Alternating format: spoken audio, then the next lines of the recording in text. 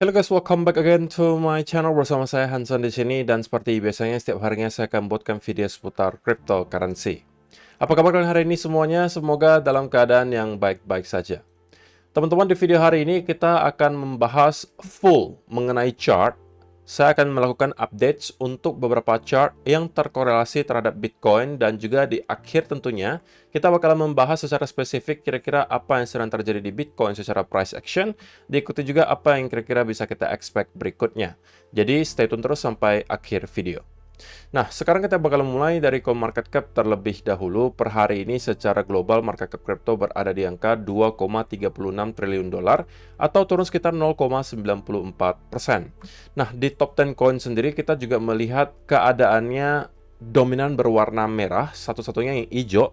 Sekaligus top performer hari ini adalah Cardano dengan kenaikan 0,99% menuju 0,4597 dolar. Sebenarnya XRP juga hijau, tapi 0,14%. Jadi ada dua yang hijau, sisanya merah.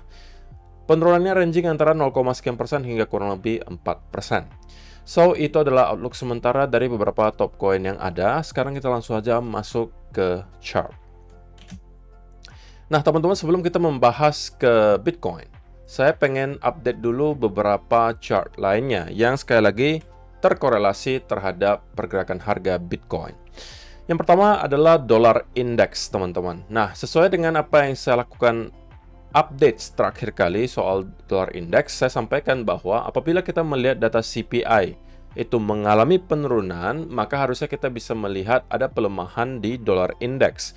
Dan itulah yang kita lihat terjadi selama beberapa hari terakhir. Dan kali ini, teman-teman, kita sedang melihat dollar index menguji salah satu area support yang merupakan trendline yang telah tercipta dari bulan Desember tahun 2023 kemarin. Nah, selama trendline ini mampu kita hold, tentunya kita masih bisa expect akan ada rebound dari dollar index. Walaupun bisa saja rebound itu hanya sekedar relief rally dan kemudian breakdown, tapi sebelum kita bisa breakdown dari trendline tersebut, maka kita harus berekspektasi bahwa area ini masih akan menjadi area support. Nah, tentunya harapannya adalah atau idealnya kita mau melihat dollar index untuk breakdown di bawah area trendline di sini dan start untuk konsolidasi. Karena kalau itu yang kita lihat, teman-teman, menurut saya pribadi itu adalah pertanda yang cukup besar bahwa kita kembali bersiap untuk melihat dollar index kembali drop ke zona 100 di sini. Yang bisa jadi kali ini kita breakdown area major supportnya. Ingat teman-teman, di weekly area major supportnya itu di sini. Kalau kita mampu breakdown di bawah area tersebut dan kemudian nyampe ke area major trendline lagi di sini, maka itu adalah tentunya berita baik untuk risk asset. Tidak hanya cryptocurrency, stock market Amerika Serikat juga sama. Dan jika memang kita melihat dollar index bakalan trending ke kurang lebih area 97 di sini, itu akan menjadi salah satu alasan kenapa Bitcoin bisa break ke all time high yang baru dan kemungkinan menyentuh ke angka 6 digit atau kurang lebih 100.000 dolar. Ini juga bisa menjadi salah satu katalis. Nah, yang tentunya akan menentukan teman-teman apakah dollar index itu trendingnya bakalan kembali bullish atau bearish, sekali lagi juga adalah dari perekonomian Amerika Serikat. Dan juga ekspektasi pasar terhadap keputusan dari Federal Reserve. Kalau misalnya kita memang melihat nanti ada event QE lagi dilakukan, kemudian ada rate cuts dan lain seterusnya, intinya dovish lah gitu. Maka kita harusnya bisa melihat dollar index trending down atau kembali masuk ke fase bearish. Tetapi sebaliknya, kalau kita justru kembali melihat data inflasi kembali ticking up atau kembali mengalami kenaikan secara beruntun gitu ya. Kalau cuma sesekali itu wajar, tapi kalau misalnya seperti yang kita lihat kemarin ada 2 bulan berturut-turut mengalami kenaikan dan terus misalnya 3-4 bulan berturut-turut mengalami kenaikan, nah itu yang kemungkinan bisa kembali memunculkan angin bahwa akan ada rate hikes gitu atau kenaikan suku bunga. Nah, kalau itu yang berada di benak para investor gitu ya, maka yang kita bisa lihat terjadi adalah orang-orang akan kembali masuk ke dolar sebagai salah satu aset safe haven lah gitu. Dan itu bisa membuat dolar kemudian kembali mengalami kenaikan atau apresiasi. Nah, itu akan berdampak sebaliknya tentunya terhadap Bitcoin. Artinya kita mungkin akan melihat Bitcoin kesulitan untuk dapat bergerak jauh terlalu tinggi kalau misalnya dolar indeksnya masih dalam keadaan menguat gitu. Jadi untuk sementara, saya rasa kita bisa expect akan ada semacam konsolidasi teman-teman di sekitaran area di sini untuk dolar indeks. Dan penentuannya mungkin bisa dalam 1-2 minggu ke depan, apakah pada akhirnya kita masih akan tetap berada di uptrend trendline ini, ataukah pada akhirnya kita akan breakdown. Itu mungkin bisa kita lihat jawabannya 1 atau 2 minggu ke depan, dan itu akan sangat menarik untuk kita lihat, gitu ya. Jadi itu adalah yang pertama, dolar index teman-teman. Kemudian yang kedua, kita bakal melihat S&P 500 yang saya sampaikan di video kemarin telah berhasil juga untuk break ke area all time high yang baru. Nah teman-teman, saya sudah sampaikan juga ini di update terakhir ya, bahwa kalau misalnya data inflasi itu mengalami penurunan, maka tidak ada alasan bagi saya untuk tidak expect S&P 500 untuk kembali ke area all time high-nya lagi. Nah kita persis telah breakout di area all time high-nya teman-teman. Tetapi tentunya kita baru breakout kurang lebih 1 hari gitu ya. 2 hari lah kita hitung closing daily candle itu di atas all time high terakhir. Yang perlu kita lihat tentunya adalah pergerakan yang lebih sustain ke atas teman-teman. Sebelum pada akhirnya mungkin mendapatkan konsolidasi seperti yang mungkin kita lihat ini teman-teman. Kita mau melihat berhari-hari uptrend, konsolidasi, dan melanjutkan kenaikan. Ya kan? Nah sama juga, kita mau melihat mungkin beberapa hari ke depan akan ada terus uptrend yang terjadi, walaupun kita sekarang udah di weekend gitu ya, mungkin minggu depan baru kita bisa melihat pergerakannya lagi. Saya mau melihatnya seperti ini. Ada pergerakan yang sustain ke atas, konsolidasi, dan ini adalah pertanda bahwa kita bersiap untuk meneruskan kenaikan ke atas. Nah senario yang mungkin harus kita khawatirkan adalah apabila dalam beberapa hari ke depan kita bisa melihat S&P 500 justru kembali sell off dan close di bawah area all time high terakhir. Kenapa? Karena itu bisa memicu yang namanya potensial fake out dan juga potensial double top. Walaupun kalau untuk menyebut double top itu mungkin sedikit prematur di sini, tapi setidak-tidaknya berarti itu adalah fake out. Yang bukan berita baik menurut saya.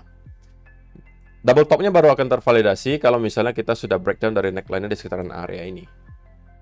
Oke, tapi sebelum itu terjadi, double topnya belum tervalidasi. Tapi kalau kita closing di bawah area all time high terakhir, yaitu fix berarti sudah sebuah fake out. Nah, kalau itu yang kita lihat, maka kita bisa expect akan ada koreksi lanjutan terjadi di S&P 500. Kemungkinan akan kembali setidaknya nyampe ke area 5060 di sini, gitu ya. Kalau itu mampu kita jebol, kita kemungkinan akan nyampe ke 4951.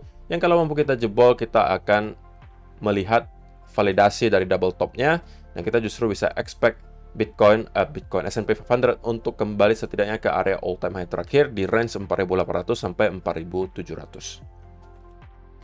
Jadi 1-2 minggu ke depan akan menjadi minggu-minggu yang cukup menarik teman-teman untuk pergerakan kedua chart yang baru saja kita bahas, dan tentunya yang ditunggu-tunggu gitu ya, Bitcoin. Apa yang terjadi di Bitcoin?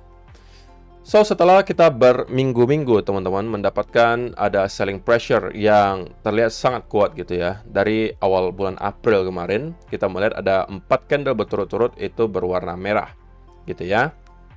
Bahkan dari 1, 2, 3, 4, 5, 6, 7 candle terakhir, 5-nya itu berwarna merah. Cuma ada 1 aja yang nyempil hijau di sini. Ya kan? Dan kali ini mudah-mudahan kita closingnya juga dalam keadaan hijau ya teman-teman. Karena kita kan belum closing nih weekly candle-nya. Tapi mudah-mudahan dalam keadaan hijau. Itu akan tentunya membawa semacam angin segar lah gitu ya. Nah, sekali lagi teman-teman. Kalau misalnya diperhatikan di weekly, maka ada satu area yang mungkin akan provide some resistance gitu ya. Yaitu adalah di range 66.800. Nah, kalau misalnya teman-teman perhatikan dengan jelas gitu ya, dengan jeli, kita itu sempat mencoba untuk break di atas area tersebut, tetapi kemudian kita mendapatkan rejection. Nah, ini kembali menunjukkan signifikansi dari area 66.900 sampai 67.000 di sini. Maka di video kemarin saya sampaikan, saya expect setidaknya Bitcoin untuk setidaknya menyentuh ke area 67.000. Oke, yang kita mau lihat tentunya adalah kita mampu close di 67.000, namun kemudian konsolidasi, dan saya rasa kalau itu yang kita lihat, kita bisa expect Bitcoin untuk ke all time high. Yang tidak mau kita lihat adalah kita mendapatkan rejection dari area tersebut lagi. Karena berarti sampai detik ini pun buyers belum berhasil untuk kembali reclaim area resistance tersebut. Dan sampai detik ini juga belum, teman-teman. Nah, kenapa saya katakan area ini signifikan? Karena kalau teman-teman lihat beberapa candle weekly terakhir, kita selalu closing ya. Mencoba closing untuk, ini mulai dari pertengahan Maret kemarin. Kita melihat sell off, tapi kita selalu close di atas area tersebut. Sell off, tapi close di atas area tersebut. Sell off, close di atas area tersebut. Sell off, close di atas area tersebut. Nah, setelah kita pada akhirnya melihat weekly candle jebol di bawah area itu, nah, minggu-minggu berikutnya kita melihat juga Bitcoin kesulitan untuk mempertahankan momentum bullishnya dan terus mengalami selling pressure, sehingga terus mengalami penurunan. Dan kalian bisa melihat di sini juga ada retest. Keduanya mendapatkan rejection. So, dengan adanya hal itu saja menunjukkan bahwa memang area 67.000 ini sangat signifikan, teman-teman. Yang kalau misalnya kita mau melihat all time high baru lagi, setidaknya kita harus kembali reclaim di atas area tersebut. Ya, kalau untuk minggu ini mungkin saya tidak expect terlalu tinggi ya, tapi mudah-mudahan bisa, karena kita masih ada waktu ya teman-teman. Kita sekarang masih di Jumat, masih ada Sabtu dan juga Minggu. Semoga kita bisa melihat ada reclaim di atas 67.000 dan close weekly candle di atas area tersebut. Bagi saya itu akan menjadi sebuah pertanda yang sangat baik dan bisa jadi merupakan awal dari push kita ke area all time high berikutnya. Nah, di video kemarin juga teman-teman saya sampaikan bahwa kalau misalnya ada retracement dari area di sini, itu akan sangat wajar untuk kita lihat. Kemungkinan nyampe ke area 65 ribuan sampai 64.500-an. Itu kan yang saya sampaikan di video kemarin. Nah, kita persis berhenti di 64.500 dan sekarang mendapatkan semacam rebound. Nah, apakah ini sudah merupakan akhir dari koreksi atau retracement yang kita lihat di sini? Bisa jadi, gitu ya. Saya tidak bisa mengatakan bahwa ini sudah pasti, tapi selama gitu ya kita hanya terkonsolidasi di atas area ini, menurut saya cepat atau lambat kita akan kembali mendapatkan push berikutnya ke atas, setidaknya ke area 67.000. Yang saya harapkan terjadi maksimal hari Minggu ini, teman-teman. Kalau kita bisa break dari area tersebut dan kemudian start terkonsolidasi, maka sekali lagi di weekly chart berarti kita sudah berhasil untuk reclaim lagi 67.000 dan kita bisa expect minggu depan untuk melanjutkan kenaikan menuju ke area 70-an ribu sampai ke 74.000 dolar sebagai area all time high terakhir, yang kalau mampu kita break juga tentunya itu akan menjadi fase di mana kita kembali masuk ke price discovery. Dan area 80.000 menurut saya akan menjadi target yang sangat cepat kita capai kalau area 74.000 ini berhasil kita jebol.